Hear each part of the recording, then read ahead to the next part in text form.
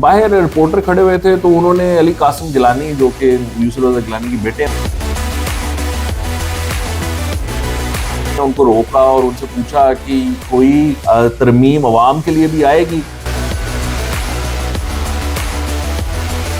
अली कासिम गिलानी ने सरप्राइजिंगली उन्होंने कहा जी ये तरमीम तो अवाम के लिए नहीं है, हमने कोशिश की थी, मैंने कोशिश की थी कि इसमें कोई अवाम के लिए चीज़ दिलवा दें, जो जैसे कि उन्होंने कहा हमारे सूबे का मसला है, वो सूबा बनाना चाहते हैं दूसरा पंजाब में, तो वो उन्होंने उसके ऊपर बात की। उन्होंने कहा लेकिन वो पार्टी नहीं मानी। उन्होंने कहा कि अभी जिन चीज़ों पर कंसेंसस है बस उसी पर ही ये तरमीम आएगी। और रिपोर्टर ने कहा तो क्या आप एहतजाज करेंगे? उन्होंने कहा जी मैं तो किया है, मैं तो करता हूँ बात पार्टी में, लेकिन हम पार्टी के डिसिप्लिन के पाबंद हैं, तो अगर पार्टी अब हमें कहेगी वो डालना तो फिर हम डालेंगे। 27वीं तरमीम के हक में